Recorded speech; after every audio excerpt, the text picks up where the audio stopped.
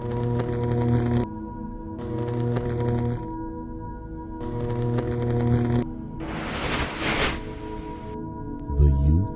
UFO Channel. Because people who work in the Pentagon, who work in JSOC, who work in a multiplicity of intelligence since World War II and know that we're interacting with other intelligences, they have had their entire existence sort of bordered by you cannot talk to anything. You cannot break the silence that we are using to control how the world is going to evolve.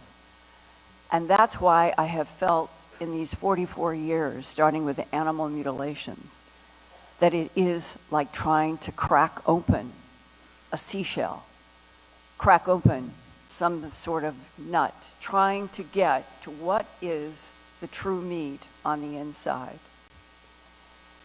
And one of the most important discussions that I have had so far in these 44 years was in December of 1999, when an intelligence analyst who had worked 23 years for the Defense Intelligence Agency in Washington, D.C., was retiring.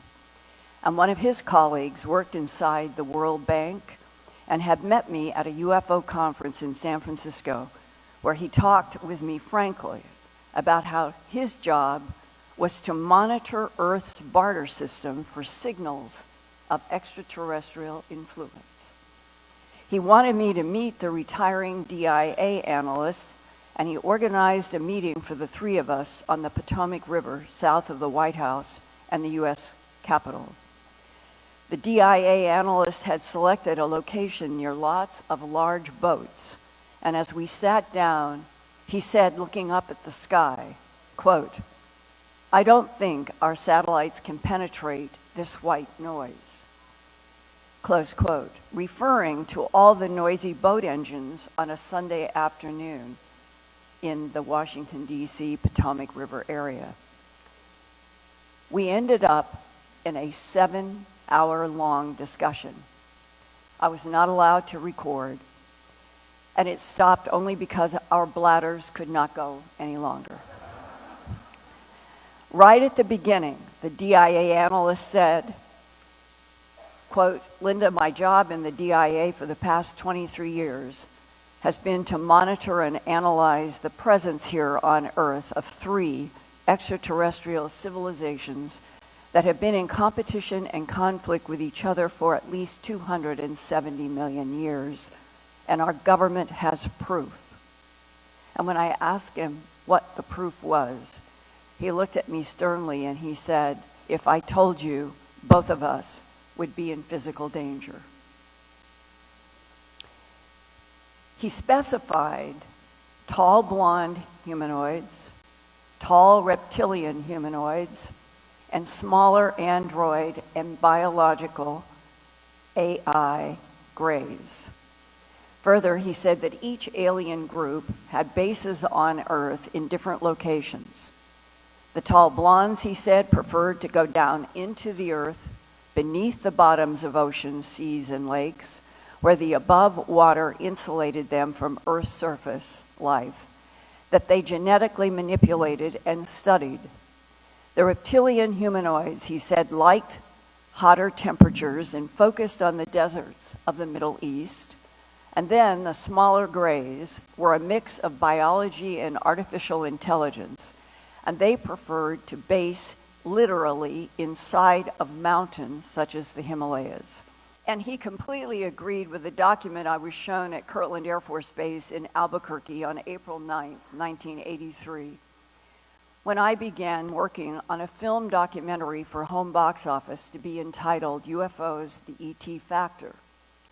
That document said, quote, and these are literal words that I wrote down soon after I got out of this incredible meeting, quote, "Extraterrestrials manipulated DNA in already evolving primates to create Cro-Magnon Homo sapien, All questions and mysteries about the evolution of Homo sapien on this planet have been answered, and this project is closed. Close quote. So today, 24 years after that profound meeting on the Potomac River in Washington, what I want to share with you now are more glimpses inside the much bigger box of reality that Earth and humans are in. I've had some recent help cracking open UFO secrets from a 2022 face-to-face meeting with a retired Pentagon intelligence analyst. He had been listening to my Earth Files YouTube channel on Wednesday nights and said he was amazed at how many true details have reached me in spite of strict government policies of cover-up and denial. He reinforced, even confirmed, many details that I've received in encrypted proton mail since late 2020 from another retired aerospace manager. So for historic perspective, my information for you today on June 2nd, 2023 is 1 month shy of 76 years since the Roswell, New Mexico UFO crash went public on July 8th, 1947, and we still are on a planet in which governments and political bodies are keeping the truth from us. The aerospace manager's long career included the challenge of developing space-based energy weapon systems during the Reagan administration. In that 1980s work, he became aware of what he said and spelled was others, capital O-T-H-E-R-S, that were not human, working inside of that aerospace program where he worked side by side. He wrote to me, quote, "When I mention others, it is only one group that I and my coworkers have had exposure with. They are non-humans from 2 planets that orbit the star 82G Eridani, about 20 light years from Earth," close quote. The adult beings there are described as 6 to 8 to 10 up to 12 feet tall, very pale white skin, albino looking, thin facial structure, almost bony, very intelligent and soft spoken, and they have family structure similar to ours, with children, spouses, and social groups. The aerospace source says, quote, "They are our true friends that help us the most, what you refer to as the tall whites. We have had by far the most interaction with this tall white group on technology exchange, and we have done society studies with their culture at the Procyon A and B star system, 11.4 light years from Earth, where the tall white civilization is mainly based there, and at 82G Eridani. The tall whites have also been involved with the construction of the USS Curtis LeMay starship by helping us plot out stellar points of navigation in deep space," close quote. My first report about the USS starships was in my Earth Files YouTube channel 1 year ago on June 8th, 2022. And now, in the magic of the digital age, I'm going to be in 2 places at once before you here and from my Earth Files YouTube channel. I have been able to ask a military aerospace source if the United States now has secret deep space vehicles for long-distance space travel to other stars. And the answer that I received is yes. The United States Space Force is the 6th and newest branch of American military, officially established December 20th of 2019, the first new armed services branch in 73 years. What the public was not told is the American Space Force has been active long before December 2019 and has 3 deep space vehicles, more commonly called starships, each named after historic military leaders. One is the USS Curtis LeMay, named after 4-star General Curtis LeMay, who was U.S. Air Force Chief of Staff from 1961 to 1965. I have been told the USS LeMay, quote, has crewed in outer space since 2003 and has been to 28 different catalog solar systems in our small arm of the Milky Way galaxy, close quote. A second long-distance space vehicle is named after Major General Hoyt Vandenberg. He was U.S. Air Force Chief of Staff, and President Truman appointed MJ-12, that secretly studied UFOs and ETs for the president beginning in 1947. The third long-distance space vehicle is named after Navy Admiral Roscoe Hillenkoetter, who was the first CIA director from 1947 to 1950 and was a member of the Board of Governors for NICAP, the National Investigations Committee on Aerial Phenomena from 1957 to 1962. Hillenkoetter was also a Truman-appointed member of MJ-12. The USS Hillenkoetter is operated jointly by DIA, the Defense Intelligence Agency, NSA, the National Security Agency, and JSOC, the Joint Special Operations Command, based at Fort Bragg, North Carolina. Here is a breakdown from my military aerospace source about the 3 deep space starships. Quote, the USS Vandenberg is built mainly for reconnaissance, stellar mapping, laying out navigation paths to avoid cosmic obstacles, high radiation zones, newborn star regions, and making first contact with other life forms. The USS Vandenberg is really the tip of the spear as we venture into space. It has the largest crew of tall whites and Nordics from the Sirius B solar system, 8.6 light-years from Earth. They are on board the Vandenberg to help first contact interactions with other species of life in our universe. The tall whites work in conjunction with these other multi-country crews. The Nordic group is the oldest we have cataloged and have a standing respect of sorts from other groups of extraterrestrial civilizations, mainly due to the Nordics' longevity and keeping peace and any outside non-friendly groups at bay. The Nordics have very advanced technology that they don't share, except to say some of their technology is incorporated into both the USS Hillenkoetter and the USS Hoyt Vandenberg under their, the Tall Whites, supervision. Most of the other intelligent contacts we have made in cataloging the 28 different star systems are aware that the Tall Whites and Nordics are supervising us humans.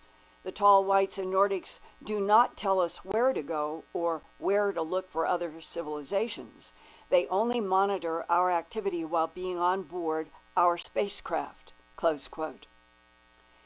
The USS Hillenkoetter is dedicated to group study mainly, quote, it is built differently than the Vandenberg in the areas of carrying large payloads to the surface of planets and to keeping downward stations supplied for long duration of planetary surface studies, close quote.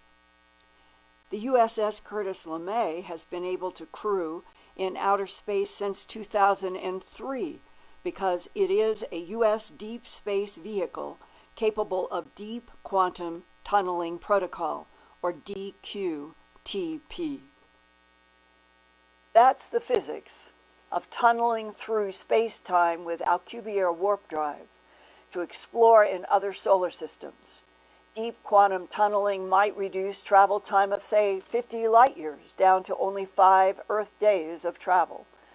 Wikipedia defines deep quantum tunneling as a quantum mechanical phenomenon where the wave function can propagate through a potential barrier. Tunneling may be explained in terms of the Heisenberg uncertainty principle, in that a quantum object can be known as a wave or as a particle in the Heisenberg uncertainty principle. In other words, the uncertainty in the exact location of light particles allows those photons to break rules of classical mechanics and move in space without passing over the potential energy barrier. My military aerospace source says that with help from friendly ET allies, such as the Tall Whites and Blonde Nordics, the USS Curtis LeMay was built to explore Earth, exploring 22 different solar systems in our arm of the Milky Way galaxy, including where blonde, blue-eyed, pale-skinned Nordics inhabit Procyon A and B, a binary star system 11.45 light-years from Earth. There, the very bright Procyon A orbits the fainter companion Procyon B. The pair orbit each other with a period of about 41 years along an elliptical orbit. The Nordics also inhabit another binary star system, Sirius A and B. Sirius A is the brightest star in Earth's sky, and there is its much smaller and dimmer companion, Sirius B. That star system is home to blonde, blue-eyed, white-skinned Nordic humanoids, and another humanoid species that lives in water, like the historic fish scale people of Mesopotamia and Mali, Africa. But my source of this information stresses, quote, "Our true friends that help us the most are the Tall Whites. These extraterrestrials are from 82G Eridani, about 20 light-years from Earth, which is one of the 22 catalog star systems that our U.S. Space Force has explored. It is a main sequence star with a stellar classification of G6V and hosts a system of at least 3 Earth planets," close quote. Even in the 1970 book Habitable Planets for Man, 82G Eridani was given the highest estimate for habitability. Now continuing with information to my questions from the military aerospace source. Quote, "And the Tall Whites are extremely intelligent humanoids with white hair, pale eyes, very white skin, like white chalk. The U.S. Space Force has worked closely with them on multiple programs for a long time, and we have had by far the most interaction with this tall white group on technology exchange. We have also done society studies with their culture at the 82G Eridani star system, where the control of their tall white civilization is mainly based. I myself consider the Tall Whites to be our Earth human source race, and that's my source saying that, after everything I have read and heard in meetings through the years. The Tall Whites keep our intelligence folks in JSOC informed and up to date on what other intelligences are visiting Earth and for what reasons. Linda, you talked about the DIA analyst who told you in December of 1999 that our government had proof that 3 competing ET civilizations have been fighting over Earth for at least 270 million years. Well, what I've been told is that controlling Earth 270 million years ago was definitely the Sirius B group of Nordics. And these ETs look very close to us humans. If I sat you in a room with them, you would not know they are off-worlders, as we say. The Sirius B group looks very close to Norwegian or Scandinavian people. The texture of their skin is rough, like a person that spent most of their life suntanning a lot, and they have very thin facial features. And then, my source answered my question about the mid to late 1980s increase in sightings of black triangular and sometimes boomerang-shaped craft that blocked out stars as the craft slowly moved in night skies. He surprised me when he said they were not ETs. He said those triangles with lights in the corners were the first U.S. space vehicles that could go out 2 light years to the Oort cloud that surrounds our solar system beyond the Kuiper Belt. My source says, quote, "We have had help from friendly ETs such as the tall whites and Nordics that have helped us build craft with worker bee types that we call programmed life forms, or PLFs. These are all ash gray small beings that are artificial intelligence. They help carry out missions and use small craft shaped like manta rays, not discs. The ash gray small child size are biologically alive, but they are described in government reports as being a nuisance to operations even, being conducted by the powerful JSOC, the Joint Special Operations Command, that is charged to study special operations and is involved in collaboration with extraterrestrials such as the tall whites and the Nordics. JSOC describes the programmed life forms as being designed for temporal space travel. This is a type of travel that we humans currently cannot do. The PLFs are grown, for a lack of better words, and are programmed for specific duties and mission assignments, just like human pilots are. The extraterrestrials that manage the programmed life forms are the much taller ancient grays. This is a very old race that do not travel through space often. They use these worker drones, the PLFs, to travel through space often. Notice I use the term through space, not in space. When the tall grays travel through space, time as we humans know it, it goes to a zero function of the waveform. That means you can travel instantaneously to any point in the universe in the blink of an eye. This is the holy grail that JSOC wants at any cost. We understand some of the physics, but it uses concepts that are difficult for us to grasp. Linda, our universe is a conscious entity. New studies imply the consciousness of observers are responsible for determining physical reality. And there's more about the little gray program life forms. It is the same type of craft that was involved in the 1947 Roswell incidents. It is shaped like a manta ray with small, flexible, vertical wingtips, and the wings are also flexible as well. The underbelly was covered with honeycomb-shaped glass ceramic-like structures, which are actually a type of waveguide using what is called CSE, cavity structured effect.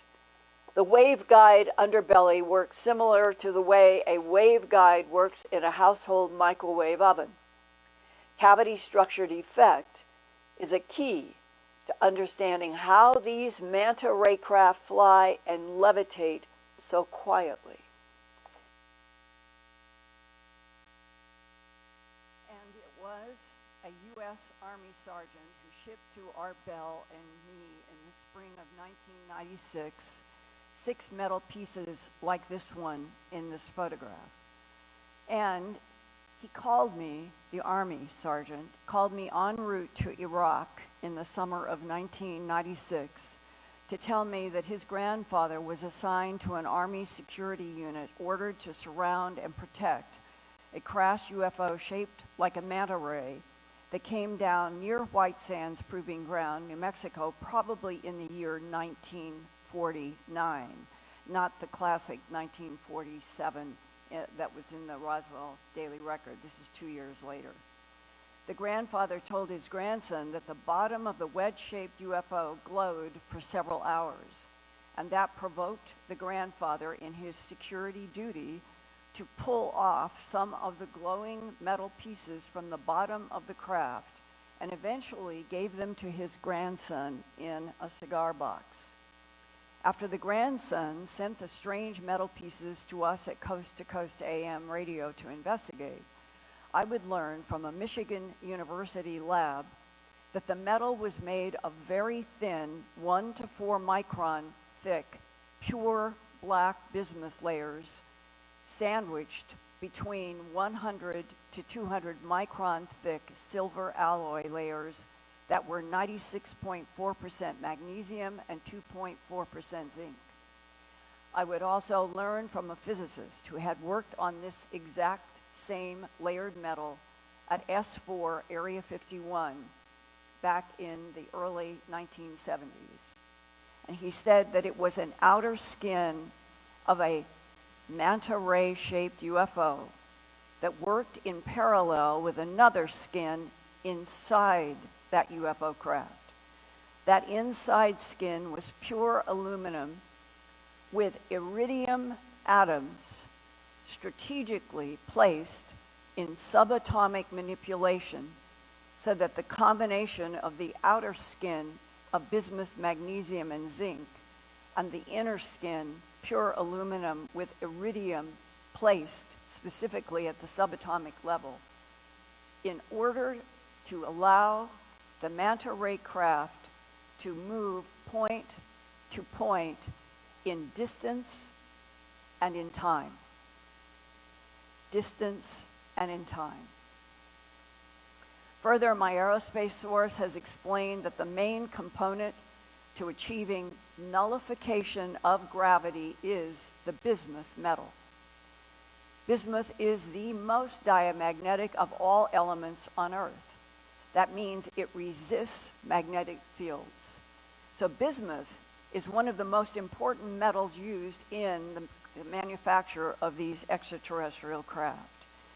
Bismuth is also very important in our human effort to do deep quantum tunneling protocol, which is similar to Alcubierre's warp drive. Bismuth is a key component to how it works. Other behaviors of bismuth are highly classified, and without bismuth, the extraterrestrials cannot travel through space point to point. Also, the bismuth is a direct tie in with consciousness between the minds inside the craft and the conscious universe. And now I want to share with you yet more communication I have received this year so far in 2023 from another aerospace engineer who knows a lot about the bismuth, magnesium, zinc layered metal that I began investigating in 1996, and now we're at 2023. Quote, the metamaterial, this is the same exact material that has been found in several downed UFO UAP craft.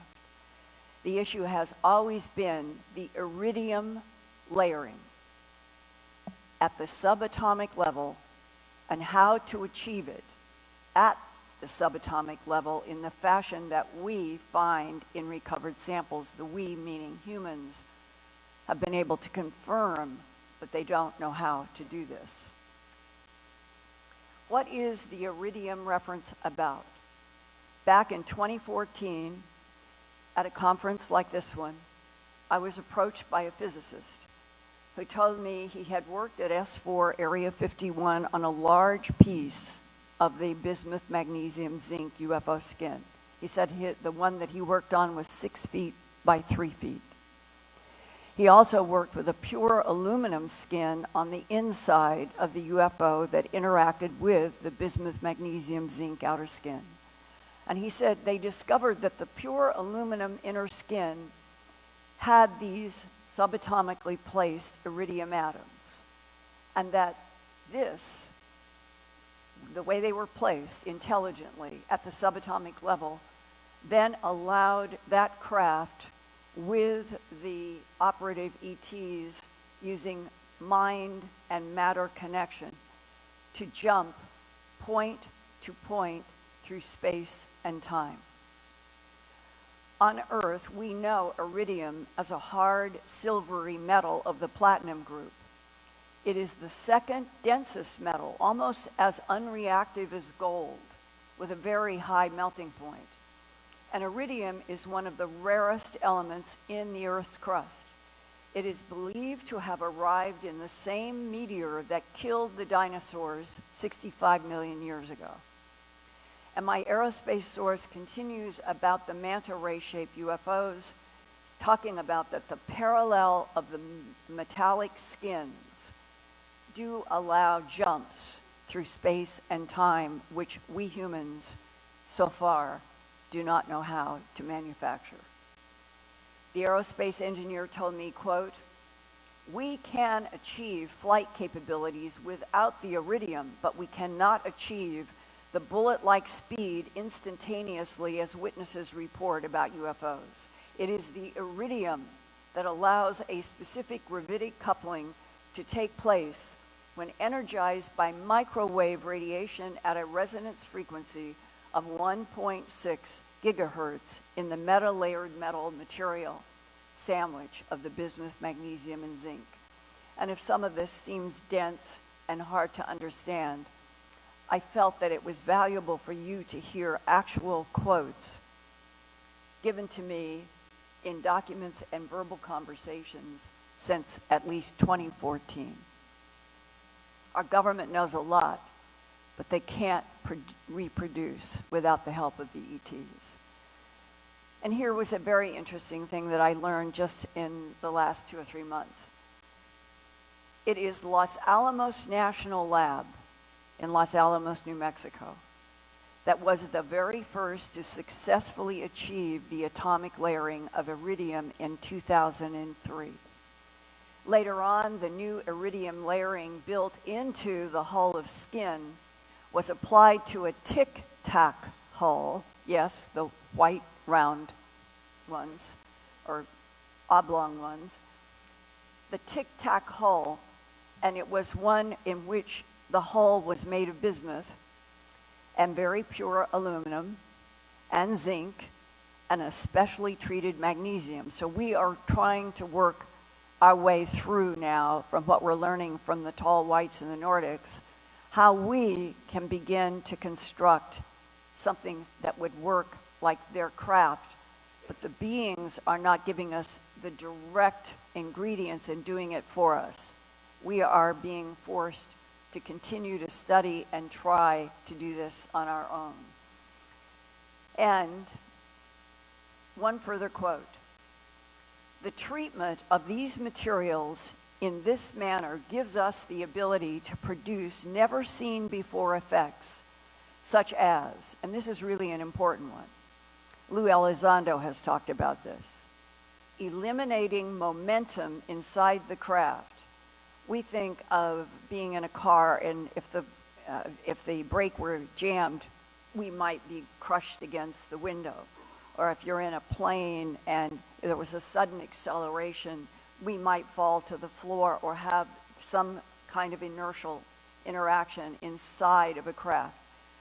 What they're talking about in these particular documents and these conversations with me about the importance of the bismuth, the magnesium, the zinc, and the iridium is that the extraterrestrials know exactly how to combine those ingredients so that they can move point to point in space, any length, but beyond that, it creates an environment inside of the craft in which there is absolutely no inertial energy, that you can stand up in a craft that was doing 12,000 miles an hour and does a 90-degree turn, and you would never know what was happening.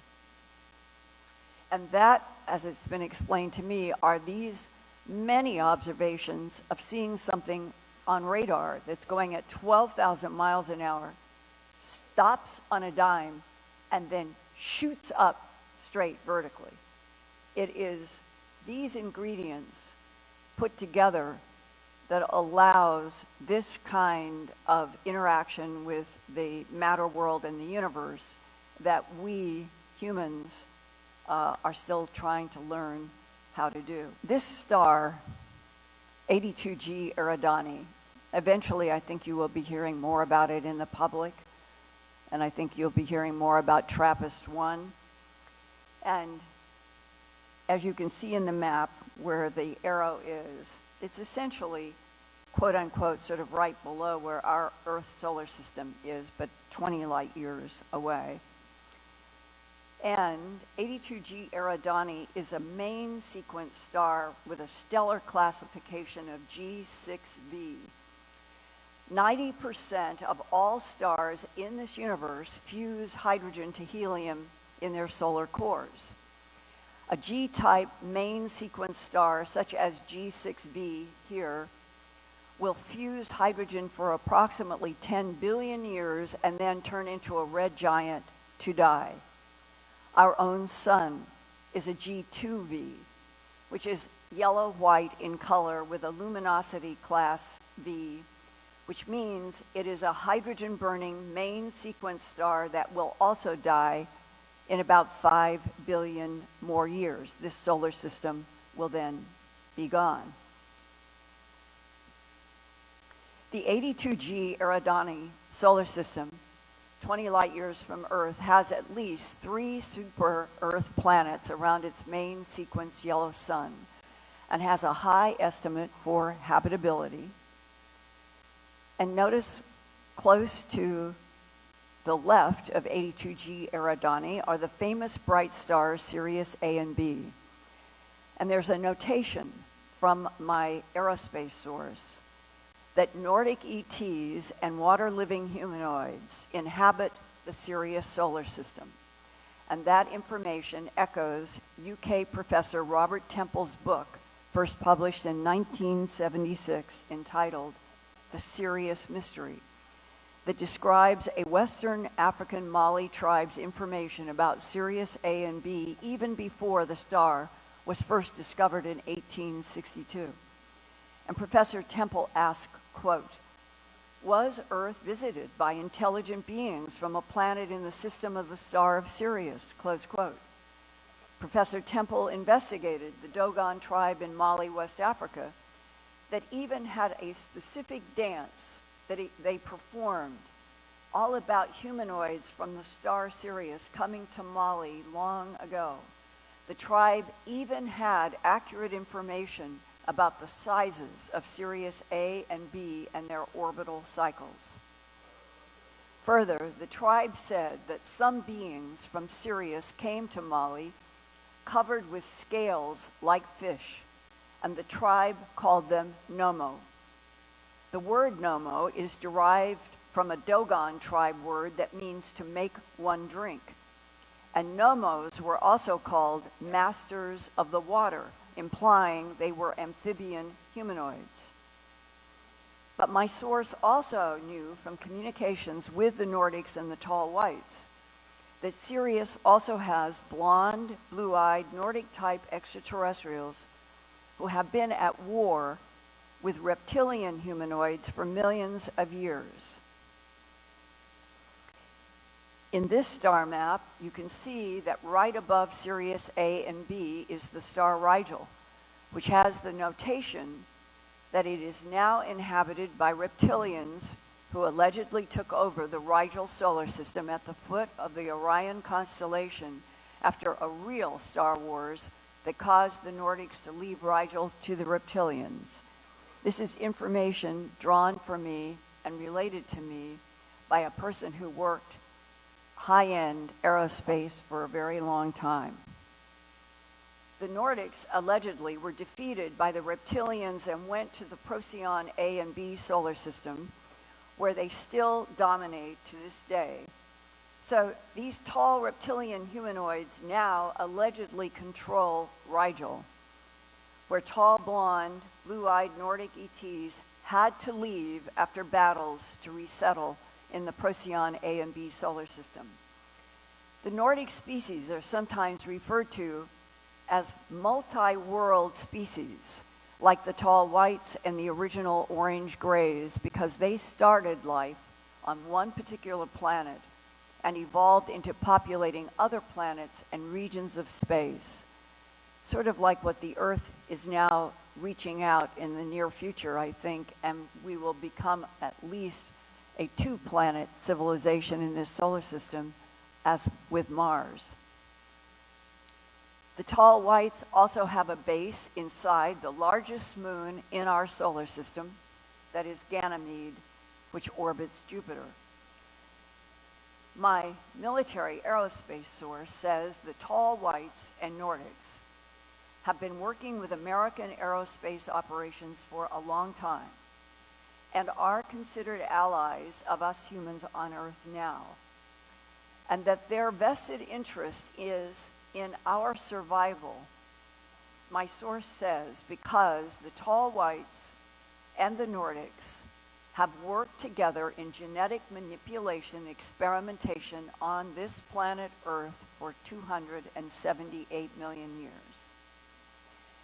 And that the phrase that I saw in a document in 1983 when I began working on that home box office film that was blocked by the government, that I have never forgotten.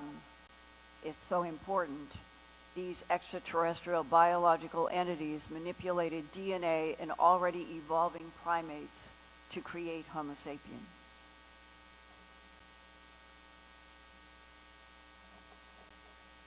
My sources do not have an answer about why there would be so much DNA manipulation here on Earth by extraterrestrials from other solar systems, unless part of each ET war effort is to genetically dominate the planet that they want.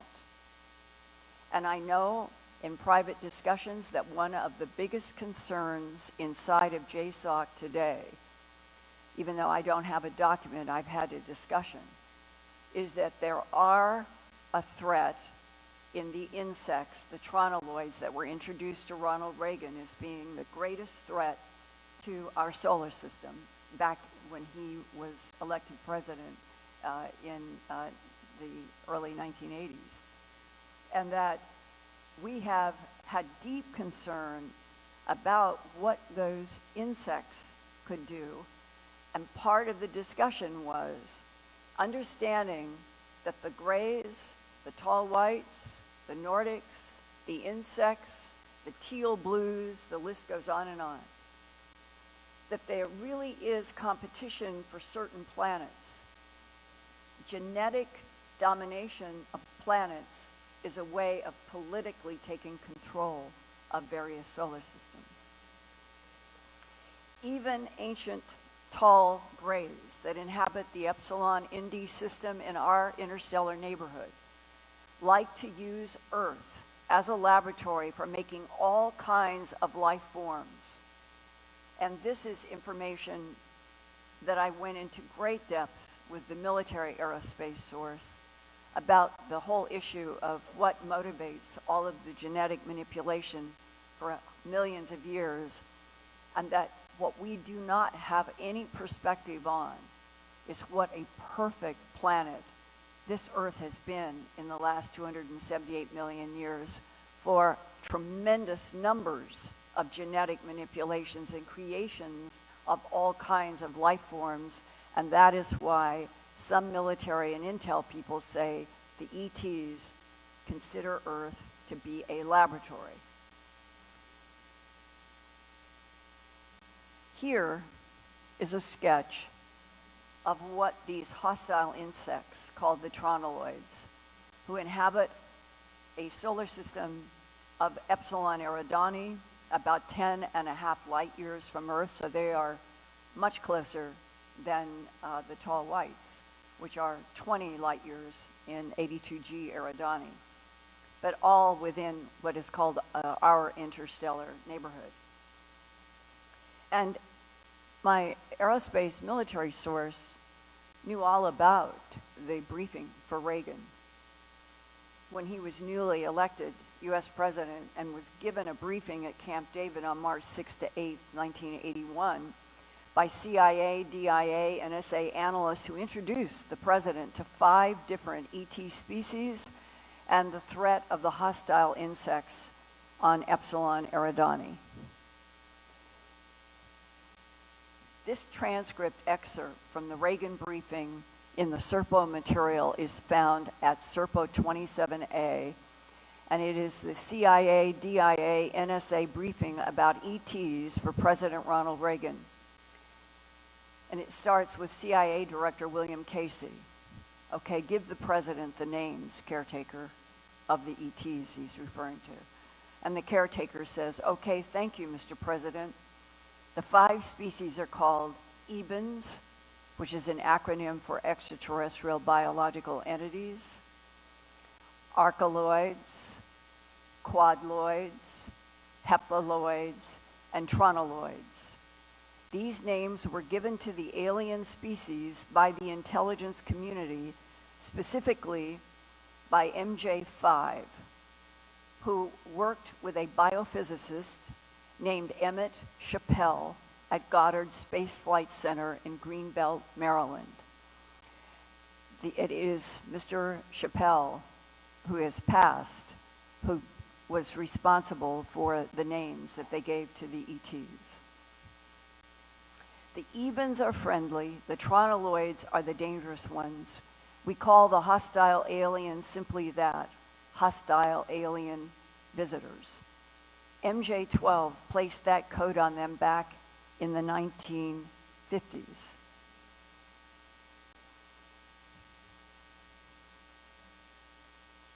That means the United States and its very secret U.S. Space Force has been hiding its detailed knowledge of extraterrestrials and a very hostile ET threat for the past nearly 80 years, going back from 1950 up to 2023 is 73 years. Further, my source says, quote, the tall whites keep our U.S. Space Force and intelligence operatives in JSOC, the Joint Special Operations Command, informed and up to date on what other intelligences are visiting Earth and for what reasons. My source considers the tall whites to be the original source race that produced our Earth Homo sapiens sapien. He said, quote, I think the tall whites are the main Earth genetic manipulators of evolving primates that created Neanderthal and Cro-Magnon Homo sapien. The tall whites have not followed the evolutionary path that most other species have. The tall whites are a unique species and have reverence for their family structure and for a higher power that we would call God.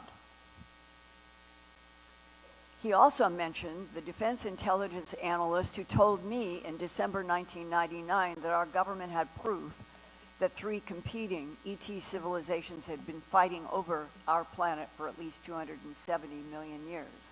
And the aerospace source agreed and said, what I've been told is very close to that number.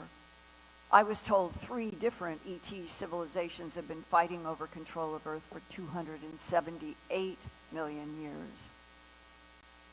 And he said that ancient stone carvings on Earth show extraterrestrial beings from the Sirius B group of tall Nordics, as well as 82G Eridani and Procyon tall whites. On the far right, in this ancient Sumerian Anunnaki stone carving, the large male figure would be a stone depiction of what the smaller humans carved on the left would call a god. Adding to the complexity, my source explained that the Nordics have 9 different variations of their species that we would term as different races, and that the large being on the right would be probably in the category of one of those Nordic tall species.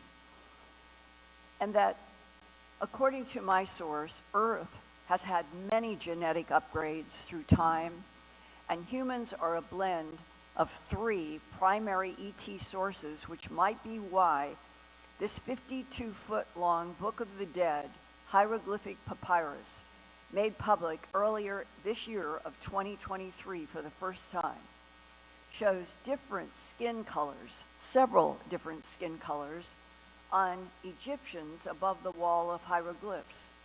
The aerospace source told me that the first genetic manipulators of Earth were probably Nordics from the Procyon A and B binary star system, that's 11.46 light years from Earth. because medically, and he stressed, giving me an insight, that we know about the medical analyses of some of the extraterrestrials. Because medically, humans seem to have the most physical attributes genetically from the Procyon Nordics, who have been genetically interacting with upright humanoid primates on Earth for at least the last 70,000 years directly. And that implies that government analysts have had access to medical and genetic data about Nordic ETs. Other progenitors of Earth life are from the Sirius A and B system, 8.6 light years from Earth. Sirius A is the brightest star in the Earth's sky. Its tiny companion, Sirius B, is a very faint white dwarf, the small white dot in the lower left of this telescope photograph. Military aerospace people with information about ET genetic manipulation of Earth life say the first and oldest ET race to have manipulated genetics on Earth were from Sirius B, 134 million years ago, before Sirius B became a white dwarf. And that both Sirius A and B are populated by the same race that the aerospace source says has had the most involvement with our development to current modern Homo sapien. Also, the Sirius B race allegedly is the genetic source on Earth of darker eyes and darker melanin in skin tissues compared to the blonde, blue-eyed Nordics, of which there are the 9 different species.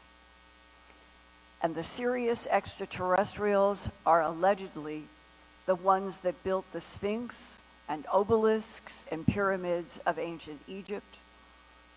Robert Temple showed that 5,000 years ago in the ancient Mediterranean cultures of Sumer and Egypt, those civilizations possessed not only great wealth and learning, but also they had great physics and astrophysical knowledge which they claimed was imported to them by extraterrestrial visitors from the bright star Sirius that was echoed by the Dogon tribe in Mali, West Africa. My aerospace source also reports that, quote, currently both the USS Curtis LeMay and the USS Hillenkoetter have been to 28 solar systems at our end of the Milky Way galaxy to catalog them and whatever life forms are present. We work with Alcubierre Drive, so because we use artificial gravity wells at high light speed travel, we have to be in an area of space where the danger of natural gravity wells are less of an issue, and that happens to be in the lower and upper portions of the Milky Way stellar arm that our Earth is in. This is where we travel at extreme light speed velocity, close quote. Just about every catalog species to date that we have confirmed is very close to us in human form. The differences are more in bone structure, height, pigmentation, skull ridges, eye structure, and eye color, and multiple strand DNA. Quote, personally, Linda, I have only had direct experience with the tall whites. Other information came from many classified briefings, usually from the Defense Intelligence Agency, the DIA, through the years, close quote. Another source told me that working with the tall whites was like working with a human who had 5 Cray supercomputers for a brain. And currently, the HPE Cray X supercomputer that is depicted here can do trillions of operations per second, which equals 1 million gigaflops, 1 billion operations per second, which equals 12.1 petaflops per second, which equals 12,000 trillion operations per second. That's us. That's what humans are doing now. Imagine being able to communicate with a being that is operating at that level. Well, sometimes I think that the disconnect between us and them is so huge. And yet, the truth is, they appear to have chosen to continue to have a vested interest in helping human evolution, that there are too many people who have had experiences working right next to them. They say it is difficult. They are becoming, there is a kind of, I would say, evolving trust that the people that I have been able to talk about their experiences with the tall whites especially, that we might not be comfortable in their presence, but eventually over time, if everything evolved in the way that some of the people have described, it wouldn't just be a digital headline that went around the world in computers, "We're not alone in this universe." That we would finally, as a species, not have any problems with dealing with the truth that we are the product of manipulation of DNA in already evolving primates by a variety of extraterrestrial intelligences, and that one, the tall whites, in collaboration with the Nordics, seems to have a spiritual relationship with life and the consciousness of the universe, according to some people who have worked with them. And that their vested interest appears to be in seeing the evolution of the Homo sapiens sapiens soul continue to grow and to evolve.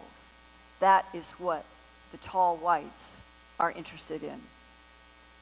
And I am interested in all of us being on a planet together as Homo sapiens sapien, finally being told the whole truth and finding that our link to our souls, to our intellects, to our varieties of beings, that humans could be a shining diamond in this entire universe if we could just finally get on a planet that is sharing the whole truth.